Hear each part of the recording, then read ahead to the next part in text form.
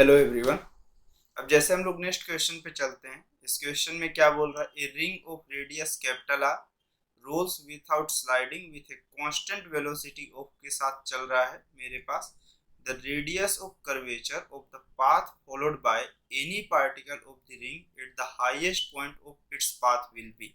तो क्वेश्चंस पे ये बोल रहा है कि जैसे एक रिंग है, ये क्या कर रहा है, मेरे पास प्योर रोलिंग कर रहा है, जिसकी रेडियस ऑफ यहाँ से कितनी है, मेरे पास कैपिटल ऑफ कितना है, आर है। और ये कैसा कर रहा है, प्योर रोलिंग ऑफ करते हुए चल रहा है कि इस तरह से ऑफ सर्कुलर मोशंस कर रहा है, और वो भी कैसा, कांस्टेंट वेलोसिटी के साथ। ठीक है, तो आपको ये मालूम है अगर कोई बॉडी प्योर रोलिंग कर रहा है तो कांटेक्ट ऑफ सरफेस पे मेरे पास उसका कौन सा मिलेगा, इंस्टेंटेनियस एक्सिस ऑफ रोटेशन मिलेगा।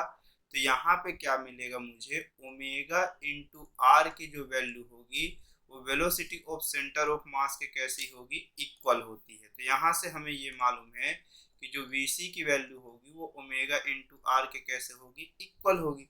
और बॉडी अगर प्योर रोल कर रही है तो चाहे जो भी हो जाए ये फॉलो ही फॉलो होगा। और वेलोसिटी कांस्टेंट मतलब ये हर टाइम पे सेम रहेगा। और यहाँ पर के रिस्पेक्ट में अब मेरे पास क्वेश्चन पे क्या बोल रहा है कि the radius of curvature of the path followed by any particle of the ring at the highest point of its path will be। इस रिंग के हाईएस्ट ऑफ पॉइंट पे कोई एक मेरे पास पार्टिकल है जो इसका रेडियस ऑफ कर्वेचर कितना होगा, जो पाथ को वो फॉलो कर रहा है। तो आपको ये चीज मालूम है कि अगर मेरे पास यहाँ पर देखा जाए तो यहाँ पर अगर आईसीआर मिल रहा है तो यहाँ पे आपको velocity of centre of mass plus of omega into R मिलेगा। और velocity of centre of mass और ओमेगा आर सेम है, तो आप ये कह सकते हो कि वैल्यू ऑफ किसके इक्वल होगा, 2vc। अब ये पॉइंट ऑफ इसके रिस्पेक्ट में रेस्ट पे नहीं है, अब ये पॉइंट ऑफ किसके रिस्पेक्ट में, आईसीआर वाले पॉइंट के रिस्पेक्ट में रेस्ट पे है। तो इसका रेडियस ऑफ कर्वेचर कितना होगा, जो पाथ को ये फॉलो करेगा। तो अब इसका एक्सिस ऑफ रोटेशन या सेंटर ऑफ जो होगा वो लगभग लगभग कुछ इस तरह से बनता हुआ जाएगा और इस पॉइंट के रिस्पेक्ट में रहेगा। और आपको एक चीज ये मालूम है, अगर कोई भी वो बॉडी कांस्टेंट वेलोसिटी के साथ चल रही है तो चाहे जो हो जाए उसका एक फोर्स हमेशा ऑफ मेरे पास कांस्टेंट होता है, जो कि कौन सा होता है, सेंट्रीपिटल ऑफ फोर्सेस कांस्टेंट होगा, जिसकी वैल्यू होती है mv स्क्वायर बाय ऑफ कितना होता है, आर होता है। तो अगर मैं इस पॉइंट के रिस्पेक्ट में बात कर रहा हूं तो मेरे पास अगर इस सेंटर ऑफ मास की बात करूं तो इसकी वैल्यूएशन ऑफ कितनी होगी इस पॉइंट के, ये भी तो एक कर्व ऑफ पाथ को फॉलो करेगा, तो इसकी वैल्यू होगी मेरे पास कितना बोलिए, इसकी वैल्यू ऑफ कितनी होगी, इसका सेंटर ऑफ मास की वैल्यू कितना है वीसी, और रेडियस ऑफ कितना है आर, और मास ऑफ कितना है एम, और इसका स्क्वायर। तो मेरे पास अगर यहाँ पर से देखा जाए तो जितनी वैल्यूएशंस ऑफ इसकी होगी उतनी ही वैल्यूएशंस इसकी होगी। एटलीस्ट ऑफ अगर इस पार्टिकल की बात की जाए तो इस पार्टिकल पे अप्लाइड ऑफ फोर्स की वैल्यूएशंस कभी चेंज ही नहीं होगी। अगर मैं सेंटर ऑफ पॉइंट अपने इसको एजम्पशंस करूं तो इसके रिस्पेक्ट में ये पार्टिकल जो चल रहा होगा वो वैल्यू ऑफ कितना होगा, वीसी होगा। तो इसके रिस्पेक्ट में जो यहाँ पर ऑफ मेरे पास होगा, इसका जो सेंट्रीपिटल ऑफ फोर्सेस की वैल्यू आएगी वो भी मेरे पास कितना होगा, M V C square by of R. तो यहाँ पर से अगर मैं इसको कंपेयर ऑफ करना स्टार्ट करूं जैसे इस चीज को, तो अगर सेंट्रीपिटल ऑफ फोर्सेस हर एक पॉइंट पे सेम होगा तो पहले वाले में कितना होगा, मास ऑफ मेरे पास रिंग का तो कभी चेंज ही नहीं होने वाला है। अगर उसके सरकमफेरेंस की वैल्यूएशन तो एक पार्टिकल की बोला तो वो भी नहीं चेंजेस होगा। तो एम कितना होगा, V C square by O कितना हो गया, आर। पहले मैं इस वाले पॉइंट के लिए कैलकुलेट कर ले रहा हूँ। अब उसके बाद ऑफ मेरे पास कैसा, आईसीआर से अगर कैलकुलेट करूँ तब भी सेम मिलेगा, बट अब मेरे पास कैसा हो जाएगा एम। अब मैं ये कह लूँ कि या फिर इसका डिस्टेंस ऑफ कितना ले लेता हूँ, आर डैश ले लेता हूँ। तो एक्चुअल में मुझे वो डायरेक्टली वो पता चल जाएगा कि उसका डिस्टेंस ऑफ कितना होना है, इस वाले का रेडियस ऑफ कितना होना है। ठीक है, तो अगला ऑफ कौन सा होना चाहिए मुझे, इसकी वेलोसिटी ऑफ क्या हो जाएगी, मेरे पास चेंज हो जाएगी। अब इस पॉइंट की जो वेलोसिटी दिखेगी वो मुझे कितनी होगी, ये वैल्यूएशन ऑफ 2vc का क्या हो जाएगा, स्क्वायर। अब बहुत से लोगों को ये लगना लगता है कि अगर इस पॉइंट के लिए मैं देखूं तो इसका रेडियस ऑफ कर्वेचर कितना होगा, वो डायरेक्टली ये डिसाइड कर देते हैं कि ये आर है और ये आर है तो कितना होगा 2r, और ऑप्शन जैसे ही 2R क्लिक किए तो आपको गलत होगा, क्योंकि मेरे पास अगर बॉडी ऑफ मेरे पास ICR पे फॉलो अप कर रहा है तो एक चीज आप समझिए, उसके सेंट्रीपिटल ऑफ फोर्स की वैल्यूएशन ऑफ कांस्टेंट है। तो मेरे पास अगर यहाँ mvc²/r है तो यहाँ पे कितना होगा m2vc²/r डैश। अब अगर मैं इसको कंपेयर करूं तो mvc का स्क्वायर/r और ये कितना हो गया मेरे पास m4vc का स्क्वायर/r डैश, और m कैंसिल, vc² कैंसिल, तो जो r डैश की वैल्यू है वो तो 4r हो गया। मतलब जो पाथ ये वाला वो फॉलो करेगा इस रिंग के जो ऊपर सबसे टॉप पॉइंट पे होगा, उस पाथ का रेडियस ऑफ कर्वेचर कितना होगा 4r बोलेगा। ये तो 2r आपके पास यही ऑफ पाथ के लिए ऑफ हो गया, ठीक है। तो यहाँ पर से ऑफ ऑप्शन कौन सा करेक्ट है, सी वाला करेक्ट है, ठीक। फिर इसके बाद नेक्स्ट क्वेश्चन पे चलते हैं। नेक्स्ट क्वेश्चन पे क्या बोल रहा है, inner and outer radii of a spool are small R and capital R. इसकी रेडियस स्मॉल आर है और इसकी रेडियस ऑफ कितना है capital R respectively. A thread is wound over its inner surface and placed over a rough horizontal surface. Thread is pulled by a force capital F as shown in figure. Then in case of pure rolling, तो pure rolling की cases में क्या होगा, जैसे बोल रहा है कि एक मेरे पास कैसा है स्पूल है जिसकी आउटर रेडियस कैपिटल आर और इनर रेडियस ऑफ कितना है हमारे पास स्मॉल आर है ये, और ये रेडियस ऑफ हमारे पास कितना है कैपिटल आर, और इस पॉइंट पे एक फोर्स ऑफ अप्लाई हुआ कैपिटल एफ, और इस तरह से ये हॉरिजॉन्टल ऑफ कैसा है मेरे पास सरफेस है। अब यहाँ पर ये चीज of force of capital F है, ये स्मॉल आर है, और ये कौन सा है मेरे पास कैपिटल आर है। अब देखने लायक बात ये है कि अब जैसे ये फोर्स अप्लाई होगा, पहले बॉडी किस पे है रेस्ट पे है, तो अभी कोई भी ऑफ फोर्सेस नहीं है, एक्सेलरेशन नहीं होगा, कुछ भी नहीं होगा अभी, ठीक। लेकिन जैसे ये फोर्स अप्लाई होगा तो बॉडी इस डायरेक्शन में क्या करने की कोशिश करेगा, एक्सेलरेट करेगा, अपने सेंटर ऑफ मास को ट्रांसलेशन ऑफ मोशन आगे की डायरेक्शन पे करेगा। तो फ्रिक्शन ऑफ फोर्सेस इस पॉइंट पे, ये कॉन्टेक्टिंग ऑफ सरफेस कैसा रफ है, तो इस पॉइंट पे एक फ्रिक्शन ऑफ फोर्सेस आएगा जो इस बॉडी के मोशन का क्या करेगा अपोज करेगा, इसकी डायरेक्शन इधर है। अब क्वेश्चन ये बोल रहा है कि बॉडी प्योर रोलिंग कर रहा है, मतलब प्योर रोलिंग में ये दोनों कॉन्टेक्टिंग ऑफ सरफेस रिलेटिवली एक दूसरे के रिस्पेक्ट में रेस्ट पे होंगे। अगर रेस्ट पे है तो मेरे पास जो ये फ्रिक्शन फोर्स है ये कौन से नेचर का होगा, स्टैटिक नेचर का होगा, ना कि काइनेटिक नेचर का होगा। तो इसकी value less than of mu dot of कितनी होगी, एन होगी। अब अगर ये फ्रिक्शन ऑफ फोर्सेस देखो तो आपको ये फ्रिक्शन ऑफ फोर्सेस और ये फोर्सेस दोनों अप्लाई तो हो रहे हैं, लेकिन ये दोनों का सेंटर ऑफ मास से कुछ ना कुछ डिस्टेंस है। तो अब क्वेश्चन में क्या बोला है, thread unwind, spool rotate anti clockwise and friction एक लेफ्टवर्ड। तो क्वेश्चन में इस तरह से बोल रहा है कि एक थ्रेड क्या होगा मेरे पास ओपन होगा और स्पूल रोटेट कर रहा होगा कैसा एंटी क्लॉकवाइज एंड फ्रिक्शन एक leftward.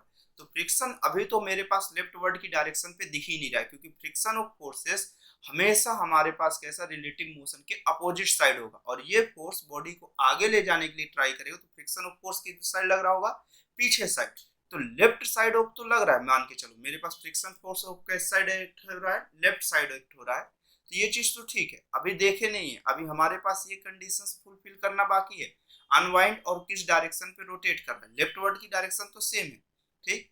Thread winds, spool rotate clockwise, ठीक है, इस पे भी ये दो कंडीशन ही तो हमें फाइंड करना है, लेफ्टवर्ड इस पे भी है, ठीक। राइटवर्ड जैसे ही बोला है तो राइटवर्ड में तो मैं ये आंख बंद कर कट कर दूंगा, क्योंकि मुझे राइटवर्ड तो दिख नहीं रहा। थर्ड ऑप्शन के बाद फोर्थ क्या है, thread winds, spool move to right and friction does not come into existence. तो फ्रिक्शन तो आएगा, फ्रिक्शन अभी आ रहा होगा अगर बॉडी को प्योर रोल ऑफ करना है तो, और फोर्स अप्लाई हो रहा है, तो ये भी ऑप्शन ऑफ रॉन्ग है। तो मेरे पास लेके ए और बी में से कुछ हो सकता है, क्योंकि यही दोनों में लेफ्ट की डायरेक्शंस पे है। अब मुझे ये देखना है ये लेफ्ट मूव करेगा या राइट मूव करेगा। अगर बॉडी प्योर रोल कर रहा है, ये पॉइंट पे मैं क्या अप्लाई कर दे रहा हूँ, आईसीआर अप्लाई कर दे रहा हूँ। अगर आईसीआर ऑफ अप्लाई कर रहा हूँ तो ये बॉडी ऑफ इसके रिस्पेक्ट में क्या करेगा, रोल करना स्टार्ट करेगा।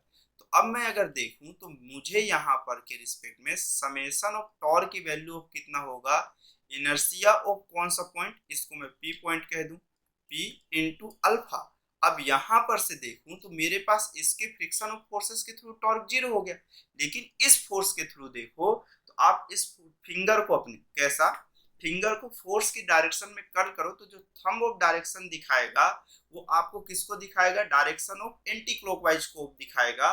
और इसका मोशन का डायरेक्शन इसी तरह से होगा, जिस डायरेक्शन में फोर्स लगेगा हमेशा टेंजेंशियल एक्सेलरेशन की डायरेक्शन उधर ही होगी। अगर टेंजेंट ऑफ एक्सेलरेशन है, टेंजेंट एक्सेलरेशन की डायरेक्शन इसी तरह से। तो अब अगर मैं इस डायरेक्शन में अपने फिंगर को कर्ल किया तो डायरेक्शन मुझे बता रहा है कि किस तरह मूव करेगा। तो ये डायरेक्शन ऑफ मेरे पास क्लॉकवाइज है, ये एंटी क्लॉकवाइज है, ये मेरे पास कैसा है, क्लॉकवाइज है।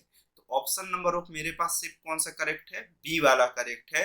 अब ये किस डायरेक्शन मूव कर रहा होगा, क्लॉकवाइज मूव कर रहा होगा। और ये कैसा हो रहा होगा, विंड हो रहा होगा, मतलब ऐसा धीरे धीरे वो लपेटना स्टार्ट कर रहा होगा। ठीक, फिर भी एक बार मैं दिखाता हूं। तो यहाँ पर से ये फोर्स हुआ, टॉर्क की value force into perpendicular distance यहाँ से यहाँ तक की कितनी होगी, capital R minus of small R. Inertia of P point पे कितना होगा मेरे पास, जो भी होगा inertia of centre of mass plus of mass into perpendicular distance centre of mass से कितना हो जाएगा, आर का स्क्वायर इनटू अल्फा।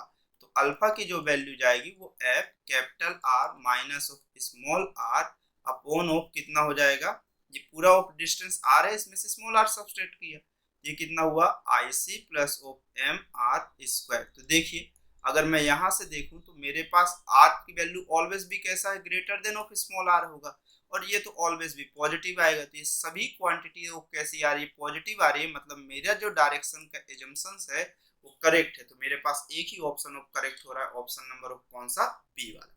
ठीक, चलिए फिर नेक्स्ट चलते हैं हम लोग।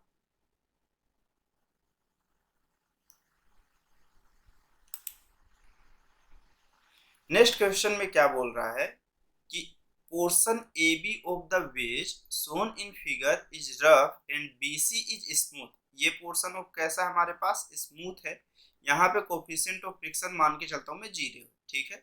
और मेरे पास ये वाला कैसा है, रफ है, ए बी वाला। ठीक, ए सॉलिड सिलेंडर कौन सा है मेरे पास, सॉलिड सिलेंडर, मतलब सॉलिड सिलेंडर की इनर्शिया ऑफ किसकी तरह होगी, डिस्क के इक्वल होगी। ठीक, rolls without slipping from A to B, without slipping in the sense of pure rolling, simple of format, the ratio of किसके और किसके बीच में चाहिए, translation kinetic energy to rotational kinetic energy when the cylinder reach to point of C। ये question काफी मजेदार है कि ट्रांसलेशन और रोटेशनल काइनेटिक एनर्जी का मुझे क्या चाहिए, रेशियो चाहिए। तो अब अगर आप यहाँ पर आइए तो आपको एक चीज देखने को मिलेगी,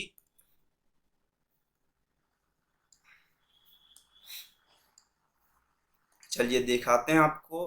कुछ इस तरह से होगा, इस तरह से, एक इस तरह से ए से बी पॉइंट तक ऑफ वैल्यूएशंस कैसा है, ये रफ है, ये ऐसा ऐसा ऐसा ऐसा, ये पॉइंट ऑफ सी है। अगर बॉडी ऑफ मेरे पास यहाँ से मैं छोड़ रहा हूँ तो बॉडी क्या करना स्टार्ट करेगा, रोल। अब आप देखो कि इस डायरेक्शन पे एक एक्सेलरेशन लगेगा जी साइन थीटा, और इसको अपोज करेगा मेरे पास एक ग्रेविटेशनल फोर्सेस को, फ्रिक्शन फोर्स, जो कि अपोजिट डायरेक्शन पे लगेगा। लेकिन ये फ्रिक्शन ऑफ फोर्सेस मेरे पास बॉडी प्योर रोल कर रहा है तो मैक्सिमम फ्रिक्शन से कैसा होगा, कम होगा।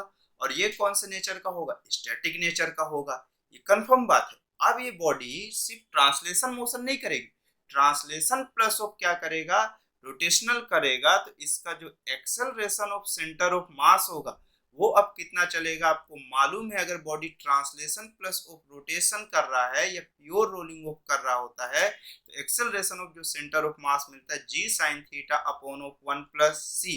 लेकिन ये सिर्फ कहाँ तक मिलेगा, ए से बी तक। अब यहाँ पे कोई एंगुलर वेलोसिटी एक्वायर करेगा, क्योंकि एंगुलर वेलोसिटी किसके कारण आ रहा है, मेरे पास जब तक बॉडी में टेंजेंशियल ऑफ फोर्सेस नहीं आए तब तक टॉर्क नहीं आएगा, और जब तक टॉर्क नहीं आएगा बॉडी के एंगुलर वेलोसिटी में कोई चेंजेस हो नहीं रहा होगा। तो यहाँ पे टॉर्क कौन सा फोर्स क्रिएट कर रहा है, ये वाला फोर्स ऑफ मेरे पास फ्रिक्शन फोर्स इस सेंटर ऑफ मास के रिस्पेक्ट में टॉर्क क्रिएट कर रहा है। लेकिन जैसे ही बॉडी पॉइंट ऑफ बी पे पहुंचेगा तो यहाँ पे अगर एंगुलर वेलोसिटी 0 है तो यहाँ कुछ ना कुछ एंगुलर वेलोसिटी फाइनली एक्वायर करेगा। अब यहाँ पर से फ्रिक्शन ऑफ फोर्सेस की वैल्यू 0, तो सी पॉइंट तक तो फ्रिक्शन फोर्स की वैल्यू कितनी रहेगी, 0। मतलब यहाँ जो ओमेगा फाइनल मिल जाएगा बी पॉइंट पे, वही ओमेगा फाइनल यहाँ मिलेगा। लेकिन क्या सरफेस पे आप एक चीज नोटिस करो, क्या इंक्लाइंड सरफेस बंद हुआ होगा? नहीं, धीरे धीरे बॉडी की ट्रांसलेशन वेलोसिटी बढ़ती चली जाएगी। रोटेशनल वेलोसिटी तो कांस्टेंट होगी, एंगुलर वेलोसिटी, लेकिन मेरे पास ट्रांसलेशन वेलोसिटी बढ़ेगी। क्यों? क्योंकि अब इस पे जो एक्सेलरेशन मिलेगा वो सिर्फ जी साइन थीटा मिलेगा, क्योंकि बॉडी यहाँ पे प्योर रोल नहीं कर रही, क्योंकि उसको बैलेंस करने के लिए जो फ्रिक्शन ऑफ फोर्सेस था वो कितना हो चुका है, इधर सरफेस स्मूथ हो गया, मतलब 0 हो गया। मतलब इधर वी फाइनल अगर पॉइंट ऑफ बी की वेलोसिटी बोलूं वो अलग मिलेगा, और वीसी की वैल्यू कितना मिलेगा, अलग मिलेगा। अब क्वेश्चंस के हिसाब से हम लोग एडजस्ट होना स्टार्ट करते हैं, ठीक है।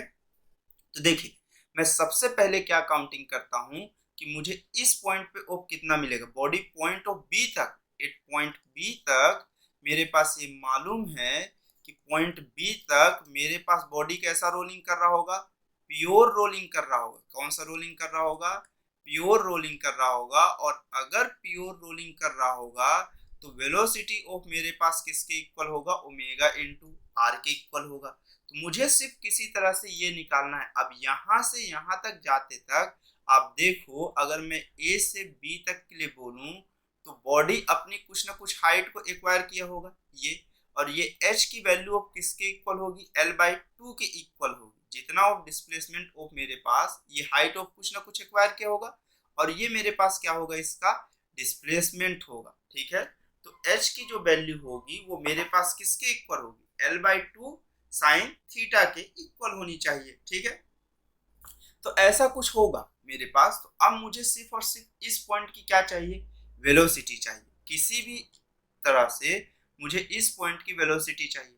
अगर मुझे गलती से भी ये एंगल ऑफ थीटा दिया होता तो मैं डायरेक्टली एनर्जी कंजर्वेशन को क्या कर दिया होता, अप्लाई कर दिया होता, ठीक। अब अगर एक्चुअल में मैं कहूँ तो ये चीज कंफर्म बात है कि जितनी एच की वैल्यू होगी उतनी वैल्यू L/2 की लेनी पड़ेगी। पोटेंशियल एनर्जी में चेंजेस यहाँ से यहाँ तक में जितना हुआ होगा उतना यहाँ से यहाँ तक वाले में भी चेंजेस हुआ होगा, ठीक है। तो मैं डायरेक्टली भी कह सकता हूँ कि इस पॉइंट की बी वाले पॉइंट की वेलोसिटी ऑफ कितनी होगी, वेलोसिटी ऑफ बी वाले जो पॉइंट की होगी वो आप ये वाले फॉर्मूले से अप्लाई कर सकते हो। √2g, एच की जगह पे कितना आप पुट कर दो, L/2, और ये मेरे पास कितना हुआ, साइन थीटा, ठीक। और इधर डिनोमिनेटर में 1 प्लस ऑफ सी, या फिर मैं इस फॉर्मूले को एक बार लिख देता हूं तो आपको रिकॉल हो जाएगा। देखिए, ये फॉर्मूला था √2g एच साइन थीटा, और इधर कितना होता था, 1 प्लस ऑफ सी होता था। अगर मैं इस चीज को कहूं तो ये मेरे पास वीबी की जो वैल्यू होगी वो स्क्वायर रूट ऑफ कितना लिख सकता हूँ, 2g L/2, और मेरे पास sine theta, S sine theta की वैल्यू तो मेरे पास इतनी पूरी आ गई है, ठीक। ये पूरा ऑफ फॉर्मेट ऑफ मेरे पास आ गया, और इधर ऑफ वाले फॉर्मेट से 1 प्लस ऑफ सी की वैल्यू मैं पुट करता हूँ। लेकिन मैं इस फॉर्मेट से थोड़ा इनकन्वीनियंस ऑफ के लिए रहता हूँ, तो मैं इस वाले फॉर्मेट में नहीं जा रहा, ठीक है। आपको अगर अच्छा लगता है आप अप्लाई कर सकते हो कि changing of kinetic energy plus changing of potential energy की वैल्यू 0। लेकिन मुझे ये मालूम है कि ए से सी तक की जो लेंथ है वो पूरी लेंथ अगर L है तो मैं इस लेंथ को कितना कह सकता हूँ, यहाँ से यहाँ तक की लेंथ को मैं, इस वाले पॉइंट को मैं L/2 कह सकता हूँ, और इस वाली लेंथ को मैं L/2 कितना कह लिया हूँ, 2 कह लिया हूँ, क्योंकि मेरे पास क्वेश्चन में नीचे साइड ये गिवन है कि A से B की जितनी वैल्यू उतनी ही B से C की, ठीक है। अब अगर आप देखो तो मुझे डिस्प्लेसमेंट मालूम है, इनिशियल वेलोसिटी मालूम है, और एक्सेलरेशन ऑफ सेंटर ऑफ मास भी मालूम है। तो एक्सेलरेशन ऑफ सेंटर ऑफ मास मालूम है तो मैं ट्रांसलेशन वेलोसिटी तो निकाल ही सकता हूँ। अगर ये g sign theta upon of 1 plus of c है तो आपको मालूम है c क्या होता है, मेरे पास जिस टाइप की ऑफ बॉडी है उसके आगे का जो कांस्टेंट है मेरे पास इनर्शिया के टाइम पे जो आगे कांस्टेंट दिखता है उसकी वैल्यू को हम क्या कहते हैं, c कहते हैं, या c is equal to k² of कितना होता है, r²। तो हमारे पास क्या क्वेश्चन में गिवन है कि एक पोर्शन में वेस्ट जोन अंदर सॉलिड सिलेंडर है। कौन सा सिलेंडर है, सॉलिड सिलेंडर। तो सॉलिड सिलेंडर की जो इनर्शिया होती है वो कितनी होती है मेरे पास, सॉलिड सिलेंडर की इनर्शिया एकदम डिस्क की तरह होती है, जिसकी वैल्यूएशन ऑफ कितनी होती है मेरे पास, mr² ऑफ 2। ये 1/2 को ही हम क्या कहते हैं, c कहते हैं। तो एक्सेलरेशन ऑफ सेंटर ऑफ मास जो देखने को मिलेगा वो कितना मिलेगा, g sin theta upon of 1 plus of 1/2। तो मतलब acceleration of centre of mass की वैल्यू कितनी हो जाएगी, 2/3 g sin थीटा। और मुझे इसके पॉइंट ऑफ बी की वैल्यू ऑफ निकालनी है, तो वीबी का square is equal to U का square plus of 2 acceleration of centre of mass into displacement की वैल्यू यहाँ से यहाँ तक कितनी है, क्वेश्चन में खुद मेंशन कर लिया हूँ कि एल बाई ऑफ कितनी है, 2 है। तो अब देखिए वीबी के स्क्वायर की जो वैल्यू आएगी वो यू स्क्वायर की वैल्यू कितना है, 0 plus of 2 acceleration of centre of mass कितना है, 2/3 g sine theta into L by of 2। और ये टर्म्स ऑफ क्या हो गया, कैंसिल आउट हो गया। तो बीबी की जो वैल्यू मिल रही होगी वो स्क्वायर रूट ऑफ आपके पास कितनी मिल रही होगी, 2/3 g sine theta into of कितना हुआ है, ये एल हुआ। ये फॉर्मेट ऑफ वीबी की वैल्यू इस पॉइंट ऑफ। अगर आपको मालूम है बॉडी प्योर रोल कर रही है तो वीबी की value of omega into R के इक्वल है। तो ये भी आपको मालूम है कि यहाँ पर से या फिर मेरे पास कैसा ओमेगा की जो वैल्यू होगी वो कितना हो जाएगा, वी बाई ऑफ आर हो जाएगा। तो वी की वैल्यू ऑफ मेरे पास कितना हुआ, 2/3 g L sine theta upon of कितना हो जाएगा, आर स्क्वायर। ये ओमेगा की वैल्यू है, ठीक है। ये स्क्वायर रूट से बाहर है तो अंदर जाएगा तो स्क्वायर हो जाएगा। एक सिंपल सा फॉर्मेट है, आप इस चीज को बिल्कुल अप्लाई कर सकते हो। और मैं जो आपको एनर्जी कंजर्वेशन से बता रहा था आप वहां से भी देख सकते हो, क्योंकि इस फ्रिक्शन के थ्रू वर्क डन कितना है मेरे पास, अभी 0 है, ठीक। अब दो चीज मिली, मुझे ये मिल गई पॉइंट ऑफ बी की वेलोसिटी और ये वाली ऑफ मिल गई। अब मुझे मजे की बात ये है कि जितना इस पॉइंट पे ऑफ होगा बी पॉइंट पे, उतनी ही एंगुलर वेलोसिटी ओमेगा सी पे होगी, क्योंकि मेरे पास टेंजेंशियल ऑफ फोर्सेस, ये जो फ्रिक्शन फोर्सेस है वो तो बी से सी तक 0 है। तो यहाँ पर के लिए तो ये कंफर्म हो, लेकिन वेलोसिटी ऑफ बी जो है वेलोसिटी ऑफ सी पॉइंट के लिए नहीं है, वेलोसिटी ऑफ सी पॉइंट के लिए अलग मिलेगी, क्योंकि इसका कौन सा एक्सेलरेशन खत्म नहीं हुआ है, ट्रांसलेशन एक्सेलरेशन ऑफ खत्म नहीं हुआ है। तो अगर ट्रांसलेशन एक्सेलरेशन नहीं खत्म हुआ है तो मुझे जो वेलोसिटी ऑफ वीबी मिलेगा, अगर मैं वीसी के लिए निकालने के लिए कोशिश करूंगा तो मुझे कौन सा होगा, देखिए अब मुझे कौन से पॉइंट के लिए ट्रांसलेशन वेलोसिटी निकालनी है, सी पॉइंट के लिए फाइंड करनी है। अगर सी पॉइंट के लिए फाइंड करनी है तो मुझे इस पॉइंट के लिए फाइंड करनी है, तो ये वेलोसिटी अब कौन सी हो जाएगी, इनिशियल। ये वेलोसिटी है मुझे, एक्सेलरेशन है जी साइन थीटा, क्योंकि अब बॉडी रोल नहीं कर रही पीओ, तो अब मैं सिर्फ ट्रांसलेशन के लिए काउंटिंग कर रहा हूँ तो सिर्फ जी साइन थीटा, ठीक है। मेरे पास बॉडी प्योर रोल नहीं कर रही है तो जी साइन थीटा। और एक ऑफ मेरे पास कौन सा हुआ, ये एफ अमाउंट हो गया कि मेरे पास ये कैसा है अब मेरे पास बॉडी ऑफ के मेरे पास ये कौन सी हो गई, इनिशियल वेलोसिटी हो गई। फाइनल वेलोसिटी फाइंड करना है, एक्सेलरेशन है, और डिस्प्लेसमेंट की वैल्यू आपके पास क्वेश्चन के अकॉर्डिंग कितनी है, L/2 हमने ये कंसीडर कर रखा है। तो अब अगर इसके बाद ऑफ मैं इसकी फाइनल ऑफ वैल्यू में चलूं कि मेरे पास पॉइंट ऑफ सी की वैल्यू ऑफ मेरे पास कितनी होगी, तो देखिए अगर पॉइंट ऑफ सी की वैल्यू ऑफ क्वेश्चन में पूछा है तो मेरे पास वीसी का स्क्वायर, हम सेकेंड इक्वेशन को अप्लाई करते हैं, VC square is equal to of मेरे पास कौन सा, वीबी का स्क्वायर इनिशियल वेलोसिटी हो जाएगा प्लस ऑफ 2 एक्सेलरेशन इनटू कौन सा, डिस्प्लेसमेंट। सी पॉइंट की वेलोसिटी का स्क्वायर मतलब मेरे पास इनिशियल ऑफ वेलोसिटी वीबी की वैल्यू ऑफ कितना है मेरे पास, यहाँ पर वीबी की वैल्यू ऑफ मेरे पास कितना है, square root 2/3 g L sine theta, ठीक है। ये कितना हुआ मेरे पास, square root 2/3 g L sine theta, और इसका क्या हो गया हमारे पास, स्क्वायर हो गया प्लस हो 2 एक्सेलरेशन की वैल्यू जी साइन थीटा, और डिस्प्लेसमेंट की वैल्यू L/2 हुआ, और 2 कैंसिल। ये VC का स्क्वायर इज इक्वल टू कितना हो गया, 2/3 जी एल साइन थीटा, और प्लस ऑफ कितना हो गया, जी साइन थीटा, और एक L भी है। अगर मैं इसे सॉल्व किया तो VC स्क्वायर की वैल्यू कितना हो गया, 5/3 जी एल साइन थीटा, ठीक। ये VC का स्क्वायर हो गया, ठीक। अब मेरे पास काइनेटिक एनर्जी, मेरे पास क्वेश्चन में क्या बोला है, काइनेटिक एनर्जी ऑफ ट्रांसलेशन और plus of kinetic energy of किसका निकालना है, रोटेशनल का निकालना है, ट्रांसलेशनल अपॉन रोटेशनल। तो अगर मैं इसके ओमेगा सी के स्क्वायर की बात करूं तो ये वैल्यू ऑफ मेरे पास कितनी हो गई, 2/3 GL sine theta upon of R square, ये ऑफ फॉर्मेट हुआ है। ठीक, अब देखिए काइनेटिक एनर्जी, अगर मेरे पास ट्रांसलेशन अपॉन ऑफ रोटेशनल की बात कर रहा है तो ट्रांसलेशनल की काइनेटिक एनर्जी कितनी होगी मेरे पास, यहाँ पर से आपको मालूम है हाफ एम वी सी का स्क्वायर, और रोटेशनल के लिए कितना लिखोगे, half I inertia of centre of mass into omega का स्क्वायर। अगर मैं इस चीज से देखूं तो यहाँ पर से ऑफ वैल्यूएशन मेरे पास कितना हुआ, हाफ मास एम वी सी का स्क्वायर मतलब कितना हो गया 5/3, और कितना हो गया GL साइन थीटा, और डिनोमिनेटर में हाफ इनर्शिया ऑफ मेरे पास किसका बोला है, सॉलिड सिलेंडर, मतलब कितना हुआ हाफ mr स्क्वायर का ऑफ फॉर्मेट चल रहा है। ठीक है, ये ऑफ हुआ।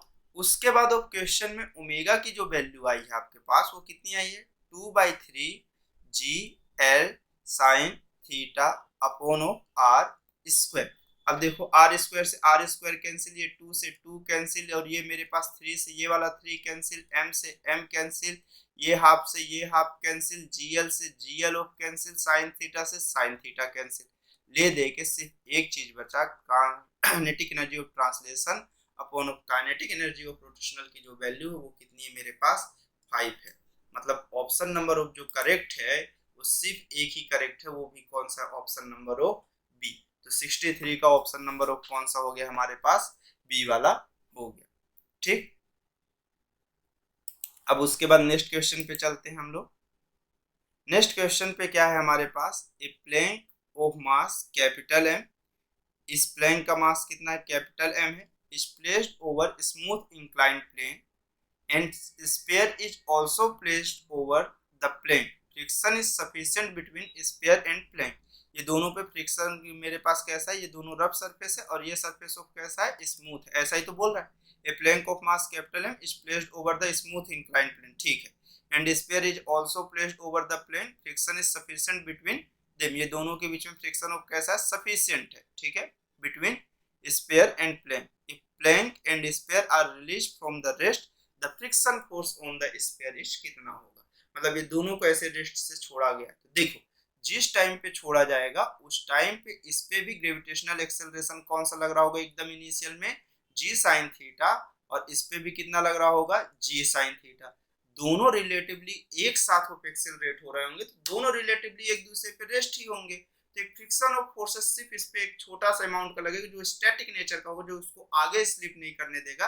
बाकी दोनों का relative of acceleration of same है, तो मतलब रिलेटिव एक्सेलरेशन की वैल्यू कितनी हो जाएगी, जीरो, क्योंकि दोनों सेम ऑफ डायरेक्शन पे चल रहा है। तो मेरे पास जो भी ऑफ होगा and release from the rest, the friction force on the sphere मेरे पास अब कितना हो जाएगा, जीरो हो जाएगा, क्योंकि दोनों एक दूसरे के रिस्पेक्ट में मूव करने का ट्राई ही नहीं कर रहे हैं, क्योंकि ये भी जी साइन थीटा से ये भी जी साइन थीटा से एक्सेलरेट हो रहा है, और मेरे पास ग्रेविटेशनल एक्सेलरेशन बॉडी के मास से कैसा होता है, फ्री होता है। तो ऑप्शन नंबर ऑफ कौन सा हो जाएगा, डी वाला हो जाएगा, क्योंकि मेरे पास बॉडी रिलेटिवली अगर एक दूसरे के रिस्पेक्ट में मोशन में नहीं आ रहे हैं तो मेरे पास वहां पे फ्रिक्शन ऑफ फोर्स की वैल्यू कितनी हो जाएगी, जीरो हो जाएगी। और तो 64 का मेरे पास कितना हो गया, डी हो गया। चलें नेक्स्ट क्वेश्चन पे। नेक्स्ट क्वेश्चन पे क्या बोल रहा है, a plank with a uniform sphere, ठीक, placed on it rest on smooth horizontal plane पे रखा हुआ है, ठीक है, plank is pulled to right by a constant force capital F, if sphere does not slip over the plank which of the following is the incorrect, मतलब वो ये बोल रहा है कि जो ये स्फीयर है ये इस पे स्लिप ऑफ नहीं हो रहा। तो देखो अगर सबसे पहले ये समझने की कोशिश करो कि अगर ये नीचे का सरफेस तो स्मूथ है, ये मेरे पास कैसा है, ये दोनों के बीच में एक छोटा सा फ्रिक्शन ऑफ फोर्सेस है।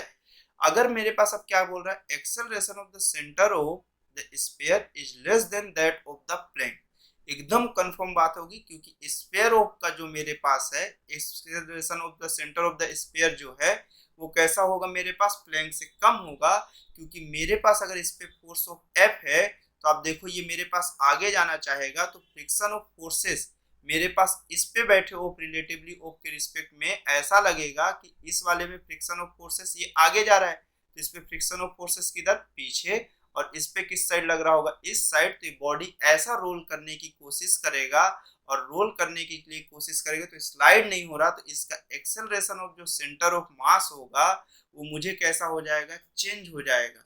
अब एक्सेलरेशन ऑफ जो सेंटर ऑफ मास होगा वो ट्रांसलेशन प्लस ऑफ रोटेशन दिखा रहा होगा, तो ये एकदम सही है कि एक्सेलरेशन ऑफ सेंटर ऑफ मास जो है वो इससे कैसा होगा, मेरे पास कम होगा इस वाले के एक्सेलरेशन से। ठीक है, उसके बाद क्या है, work done by friction acting on the sphere is equal to its total kinetic energy. एकदम कंफर्म बात, क्योंकि इस पे एक ही वो फोर्स अप्लाई हो रहा है, वो फोर्स इनटू डिस्प्लेसमेंट है, और यही वो फोर्स इसको क्या कर रहा है, रोटेट करवा रहा है। तो इसमें जो काइनेटिक एनर्जी आ रही होगी वो kinetic energy friction of forces के वर्क डन के इक्वल है, क्योंकि आपको मालूम है कि work done is equal to कितना होता है मेरे पास, चेंजिंग ऑफ काइनेटिक एनर्जी। तो वर्क डन बाय जो फ्रिक्शन फोर्स है स्फीयर में वो equal to of total kinetic energy के इक्वल होगी। ट्रांसलेशन भी फ्रिक्शन फोर्सेस के कारण आ रहा है यहाँ पे, और मेरे पास कैसा रोटेशनल भी किसके कारण हो रहा है, फ्रिक्शन ऑफ फोर्सेस के कारण हो रहा है। तो ये दोनों स्टेटमेंट ऑफ करेक्ट, मुझे इनकरेक्ट स्टेटमेंट फाइंड करनी है।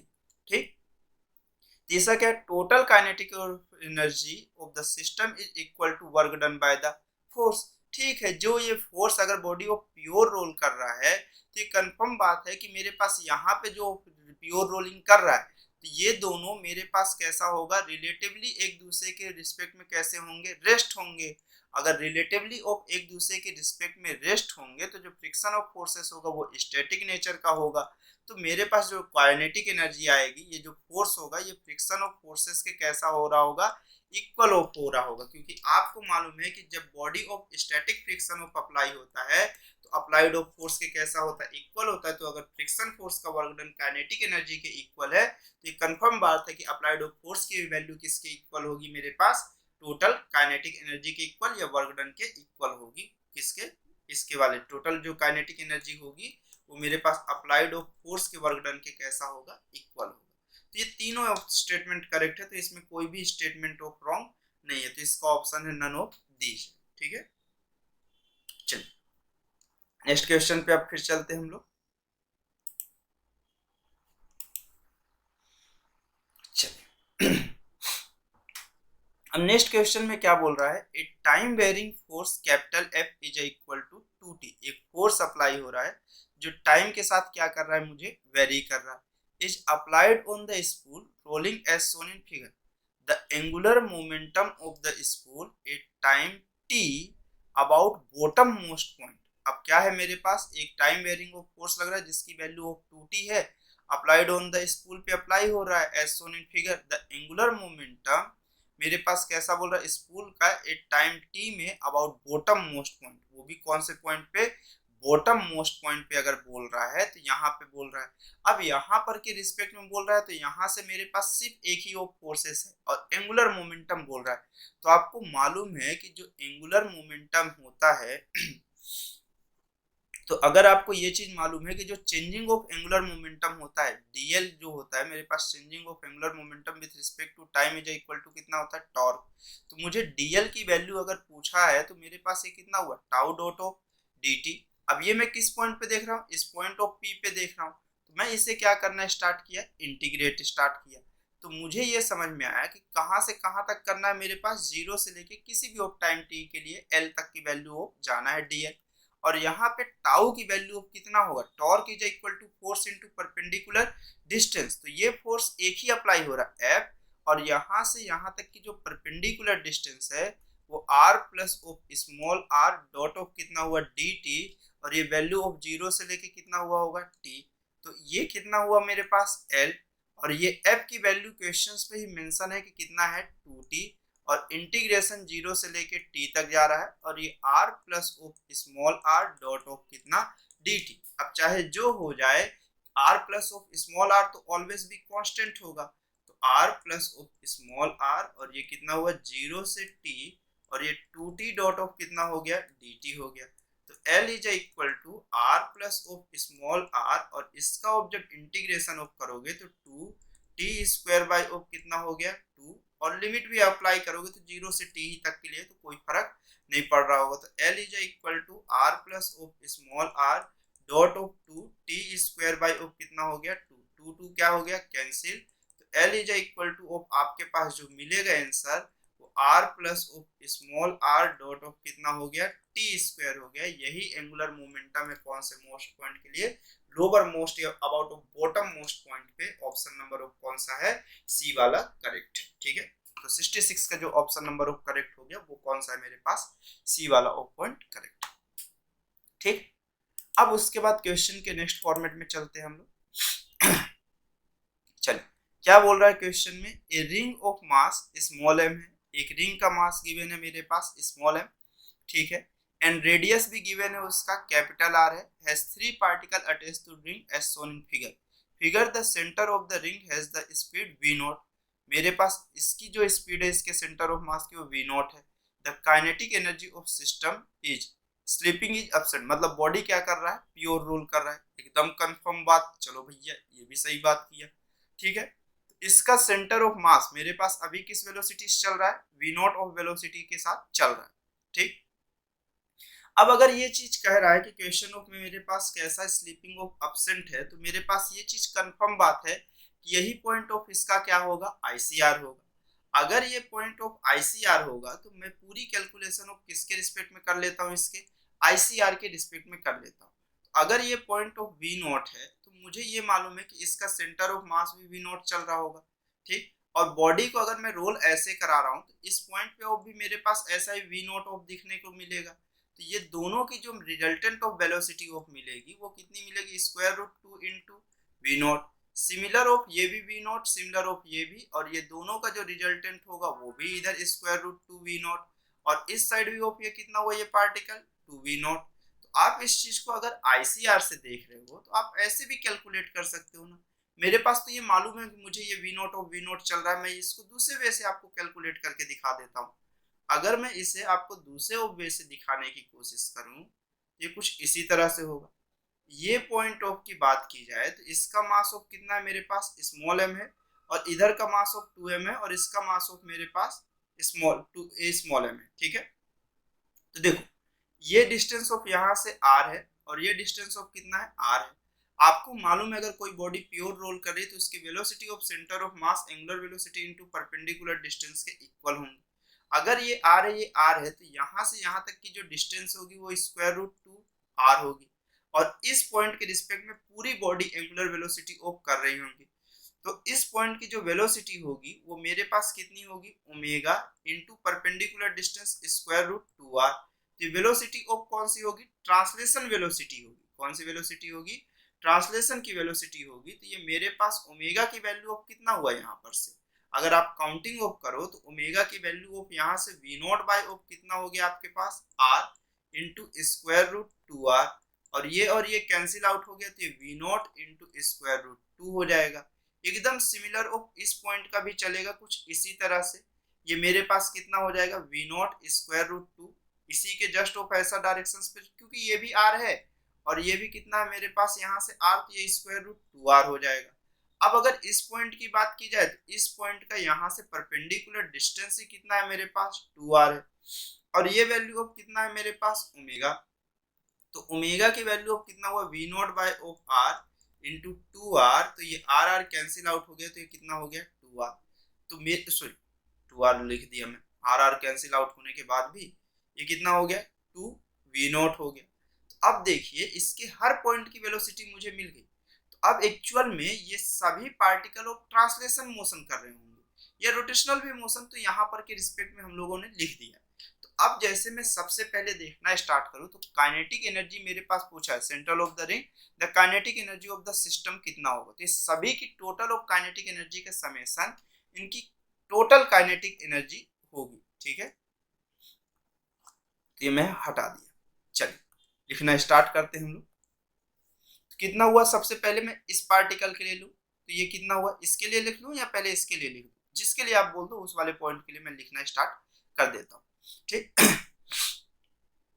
देखिए सबसे पहले ऑफ मैं किसके लिए ऑफ स्टार्ट करता हूँ, जैसे ऑफ मेरे पास इसी वाले पॉइंट के लिए स्टार्ट करता हूँ। इस वाले पॉइंट के लिए काइनेटिक एनर्जी कितनी हुआ, हाफ, इसका मास m, वेलोसिटी ऑफ मेरे पास कितना है 2v नॉट है, इसका क्या हो गया स्क्वायर प्लस हो। अब अगले ऑफ स्टेप में अगर बात की जाए तो मेरे पास अब कितनी ऑफ वैल्यूएशन है, उसके बाद एक दूसरा पार्टिकल भी तो आपको लिखना है, 2m के लिए भी तो लिखना पड़ेगा ना। 2m के लिए वैल्यूएशन ऑफ कितनी होगी यहाँ पर से, तो 2m के लिए जो वेलोसिटी ऑफ मिली है आपके पास वो v0 into square root of कितना हो गया, 2 हो गया। अगले ऑफ फॉर्मेट में ये कितना हो गया, हाफ, और मास ऑफ m हो गया। क्योंकि मैं ICR से देख रहा हूँ, मैं टोटल ऑफ बॉडी का देखना स्टार्ट कर चुका हूँ, ठीक है। तो अगर इसके लिए ऑफ मैं देखना स्टार्ट करूँ तो 1/2 और मेरे पास 2m हो जाएगा, और इसकी वेलोसिटी ऑफ कितनी हो जाएगी, स्क्वायर रूट 2 v0 का कौन सा स्क्वायर प्लस हो, फिर से इसके लिए ऑफ चलते हैं, कितना हुआ हाफ, इसका मास भी m है, और जो वेलोसिटी ऑफ देखने को मिलेगी उसकी मेरे पास वो कितनी हुई, v0 इंटू स्क्वायर रूट 2 का स्क्वायर प्लस हो। अब मेरे पास इस वाले पॉइंट के लिए देखना, तो इस वाले के लिए अगर मैं इस पूरी रिंग का देखूं और इस पॉइंट से देख लूंगा तो रिंग की ट्रांसलेशन प्लस ऑफ रोटेशन दोनों आ जाएगी, हाफ, और ये कितना हुआ मेरे पास 1 प्लस ऑफ c, क्योंकि रिंग क्या कर रहा है, प्योर रोलिंग कर रहा है, रिंग का मास ऑफ m है, और ये कौन सा हुआ, vc का स्क्वायर। एक तो मैं सभी को कैपिटल M लिख दूं या तो सभी को स्मॉल m लिख दूं, क्योंकि मैं खुद ही बाद में कंफ्यूज हो जाऊंगा, ठीक है। ये हुआ, इसकी वैल्यू कितनी है, mv0। क्या होता है जब किसी बॉडी के ऑफ मेरे पास कैसा देखना है अगर किसी बॉडी का प्योर रोलिंग ऑफ कर रहा है तो उसकी काइनेटिक एनर्जी ट्रांसलेशन के फॉर्मेट में कितनी होती है, half 1 plus of c mvc का स्क्वायर, ठीक। अगले स्टेप में जैसे मैं कहूं तो यहाँ पे कितना हुआ, हाफ m, और ये कितना हो गया 4v0 का स्क्वायर प्लस हो, ये 2 और 2 कैंसिल, कितना हुआ m इंटू 2v0 का स्क्वायर प्लस हो, कितना हो गया m v0 का स्क्वायर, क्योंकि ये स्क्वायर रूट 2 का स्क्वायर होगा, 2 कैंसिल आउट हो जाएगा, प्लस ऑफ 1/2, और रिंग की इनर्शिया होती है mr स्क्वायर। तो mr स्क्वायर में इनर्शिया के लिए जो आगे साइड कांस्टेंट होता है रिंग की इनर्शिया में वो 1 होता है, तो 1 + 1 कितना हो जाएगा, यहाँ c की वैल्यू ऑफ कितना है 1 है, तो 1 + 1 2 हो जाएगा, तो ये मेरे पास क्या हो जाएगा, कैंसल आउट हो जाएगा 1/2। मैं डायरेक्टली यहाँ पर कैंसिल आउट कर देता हूँ c की वैल्यू ऑफ पुट करके, तो ये कौन सा हो जाएगा, mv0 का स्क्वायर।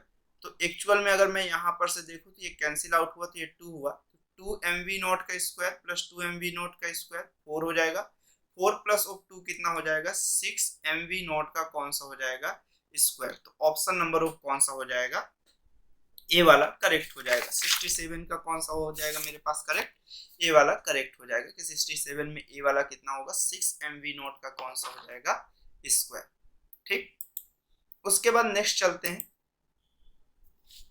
67 के बाद 68 क्या है, the linear speed of a uniform spherical shell after rolling down in incline plane of vertical height h।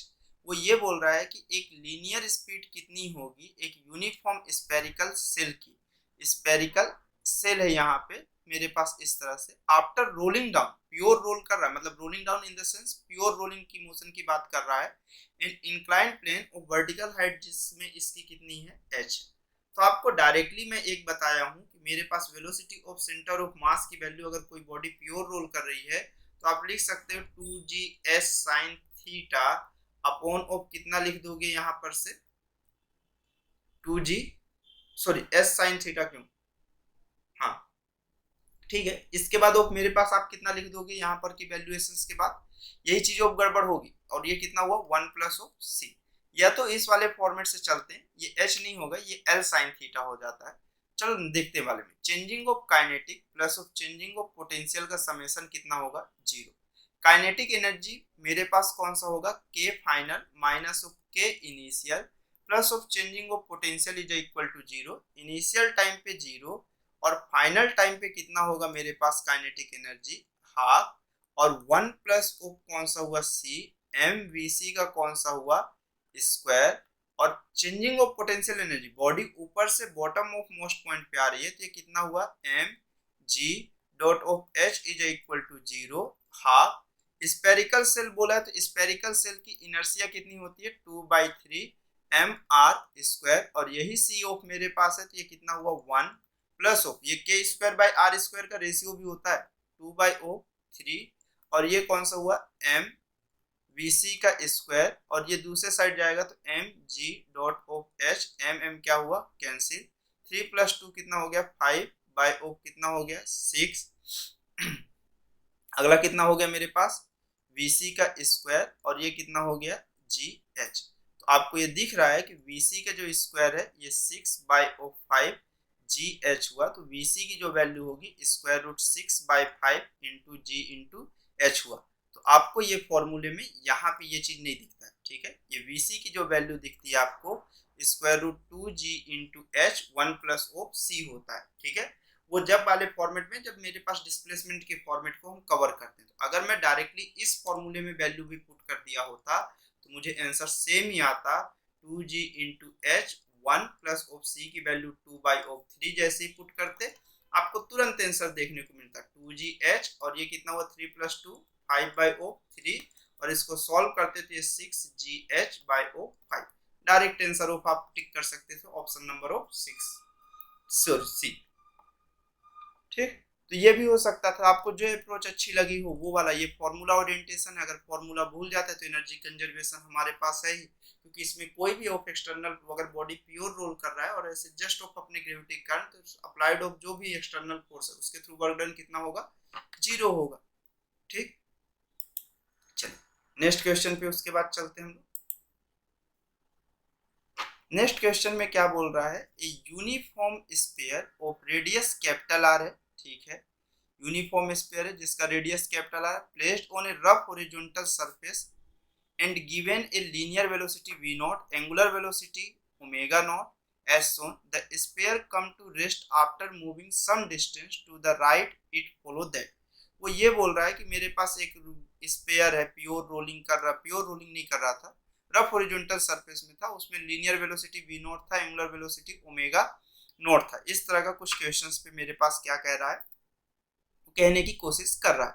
और क्वेश्चंस पे ये कह रहा है कि मेरे पास जैसे वो कुछ दूर डिस्टेंस ट्रेवल करने के बाद फाइनली वो क्या हो गया है, स्टॉप हो गया। The sphere come to rest after long time some distance of, मेरे पास कैसा, एक second, sphere come to rest after moving some distance to the right, और कुछ डिस्टेंस ऑफ चलने के बाद वो क्या हो गया है, राइट साइड ऑफ स्टॉप हो गया।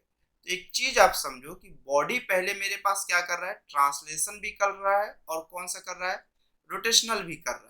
तो अगर ये चीज है, यहाँ पर अगर सरफेस पे फ्रिक्शन भी है तो मैं इसके बॉटम मोस्ट पॉइंट पे क्या लगा सकता हूँ, अगर यहाँ पर से देखना स्टार्ट करूँ तो इसके कारण जो एंगुलर मोमेंटम आएगा वो तो 0 आएगा। कि अगर बॉटम मोस्ट पॉइंट पे देखा तो friction of forces axis of rotation पे है, तो अगर आप देखो कि changing of angular momentum bottom most point पे कितना होगा, 0 होगा। ये कहाँ पे हो रहा है, मेरे पास बॉटम पे हो रहा है। क्योंकि अगर मैं देखूं तो यहाँ से टॉर्क देखूं तो इसके थ्रू इस पॉइंट पे टॉर्क कितना होगा, इस फ्रिक्शन ऑफ फोर्सेस के कारण 0 होगा, यहाँ पर भी कितना होगा, 0 होगा। तो मैं ये कह सकता हूँ कि L final minus of L initial is equal to 0। Initial में जो भी हो वो तो एक अलग बात है, इनिशियल में भी जाने के बाद बॉडी ऑफ किस पे आ गई है, रेस्ट पे आ गई है। मैं इस डायरेक्शन में x एक्सिस, इस डायरेक्शन में y एक्सिस, और इस डायरेक्शन में कौन सा, स्क्रीन के बाहर साइड z एक्सिस में कंसीडर कर ले, ठीक। तो पहले body translation plus of rotation भी कर रहा है, तो फाइनल केसेस में दो एंगुलर मोमेंटम होंगे, ट्रांसलेशन प्लस ऑफ कौन सा, एंगुलर मोमेंटम ऑफ रोटेशनल, ठीक।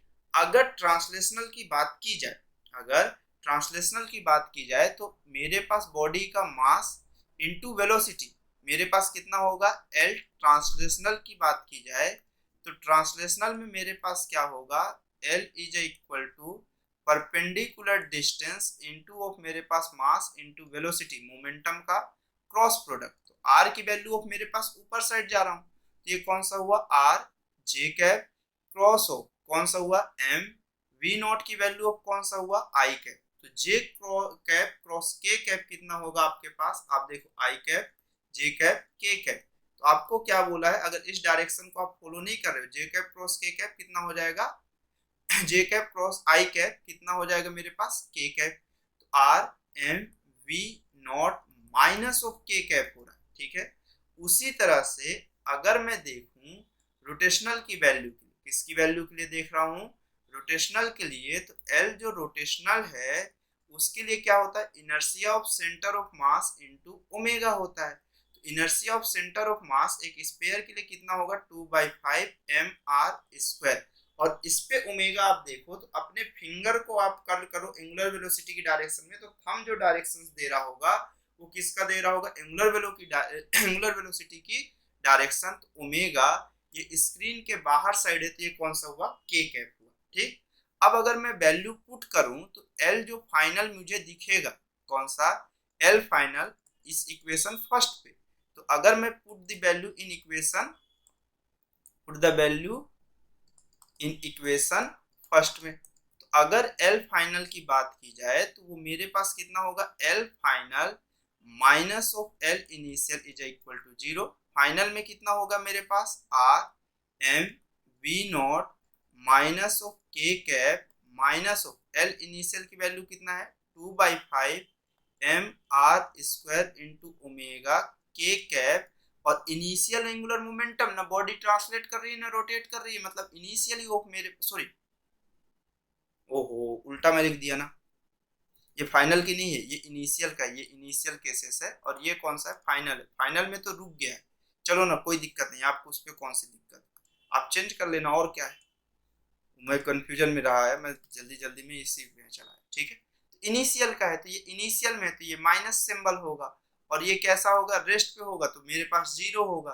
तो अगर मैं इसे दूसरे साइड भी लेके गया, फाइनली वो तो 0 ही हो जाना है, तो मेरे पास ये क्या फर्क पड़ता है, ये टोटल की वैल्यू कितनी होनी चाहिए, 0 होनी चाहिए। तो मैं इसे अब देखूं तो ये कितना हो गया, आर एम वी नॉट, ये मेरे पास कैसा है, सॉरी टोटल काइनेटिक एनर्जी लिखना है ना, वो सब गड़बड़ में लिखते चला जा रहा हूँ। इसके बाद मैं यहाँ से थोड़ा सा रब करता हूँ, आप थोड़ा आराम से करना, ये मैं इसलिए नहीं वीडियो के पार्ट से कट कर रहा हूँ ताकि आप ये जानो कि गलतियाँ किसी से भी हो सकती है ना। तो एग्जाम में थोड़ा आराम से सॉल्व करना चाहिए, नहीं तो पता चला आप जल्दी में रहे तो आपके पास ऐसा इरेज करने का ऑप्शन नहीं है, मेरे पास तो इधर है। तो एल जो इनिशियल मिल रहा होगा वो कितना मिल रहा होगा, एल ट्रांसलेशन मतलब R M V naught minus के कैप, और इधर ऑफ मेरे पास कितना हुआ rotational, 2/5 M R square into omega के कैप। अगर मैं इसे सॉल्व करूं तो मुझे ये चीज दिखा कि 2/5 M R square into omega minus of R M V naught. अब आपको ये चीज समझ में आई कि L final minus L initial is equal to 0 है, तो फाइनल की वैल्यू तो ऑलरेडी ऑफ कितनी है मेरे पास, 0। तो अगर फाइनल मेरे पास कैसा हो गया, 0 हो गया, तो ये टोटल वैल्यू भी कितनी होनी चाहिए, एल फाइनल की वैल्यू एल इनिशियल के इक्वल। फाइनल तो 0 है, तो इनिशियल भी कैसा होना चाहिए, 0। तो मतलब 2/5 M R square into omega minus of R M V naught की वैल्यू 0 होनी चाहिए।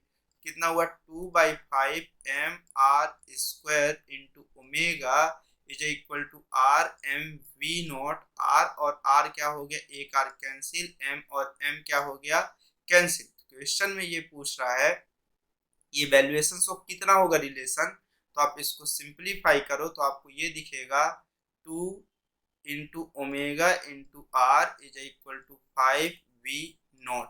तो आपको ये दिखा 2 ओमेगा नॉट, ये ओमेगा नॉट था, तो इसको कोई भारी चीज नहीं है कि आप ये ओमेगा नॉट छोड़ते चले जाओ, आपको पता है कि मतलब ये चीज होगा, तो इसमें इतना ज्यादा फोकस करने की जरूरत नहीं है, जहाँ पे फोकस है वहां पे मैं बताते चल रहा हूँ। तो 2 omega naught into R into कितना हो गया, 5 वी नॉट हो गया। तो ये ऑप्शन नंबर ऑफ कौन सा हो गया, इसका सी नंबर करेक्ट है, 69 का कौन सा, सी वाला करेक्ट है। अब 69 के बाद हम लोग 70 में चलते हैं। 70 में क्या बोला हुआ है, ये लास्ट ऑफ क्वेश्चन रहे इस वाले वीडियो का। ठीक है, अब क्वेश्चन में क्या बोल रहा है मेरे पास, A body kept on a smooth horizontal surface is pulled by a constant horizontal force applied at the top point of the body. If the body rolls purely on the surface, its shape can be।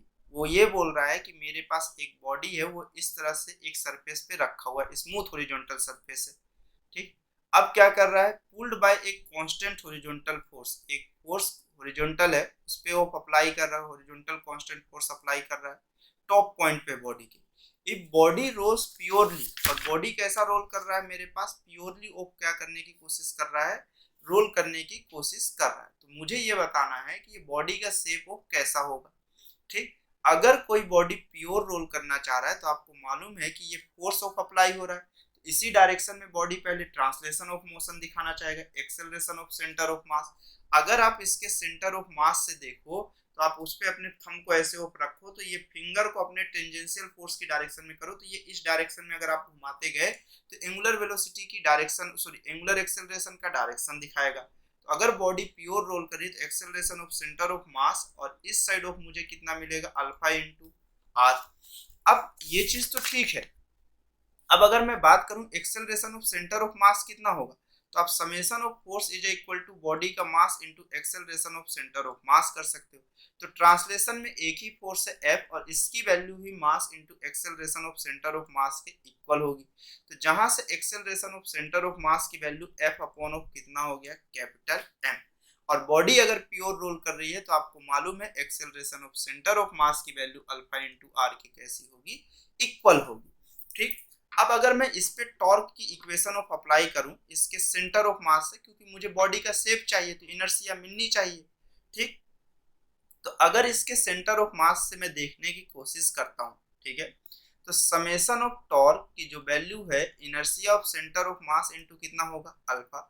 तो इस centre of mass से देखिए आपको एक ही force apply हो रहा है जो इसके कैसा है, परपेंडिकुलर में F cross of R. Inertia of centre of mass देखना है, क्या देखना है, inertia of centre of mass की वैल्यू कितनी होगी ये चीज देखना, और उसी से मुझे बॉडी का शेप पता चल जाएगा। इनटू कितना हुआ, अल्फा। ठीक। अब अगर मैं देखूं तो यहां से जो फोर्स की वैल्यू ऑफ है अब यहां से जो फोर्स की वैल्यू है वो कितनी है मेरे पास, अगर देखना चाहूं तो मैं यहां पर से अगर ये फोर्स की वैल्यू अब देखूं तो मेरे पास mass into acceleration of centre of mass है इनटू कितना हो गया, आर है। और ये कौन सा हुआ, इनर्शिया ऑफ सेंटर ऑफ मास हुआ, और ये वैल्यू ऑफ कितना हुआ, अल्फा। अब अगर मैं चाहूं तो मुझे चाहे जो हो जाए यहां पर से इस वाली वैल्यू को, ये acceleration of centre of mass की जो वैल्यू है वो किसके इक्वल होनी चाहिए, अल्फा इंटू आर।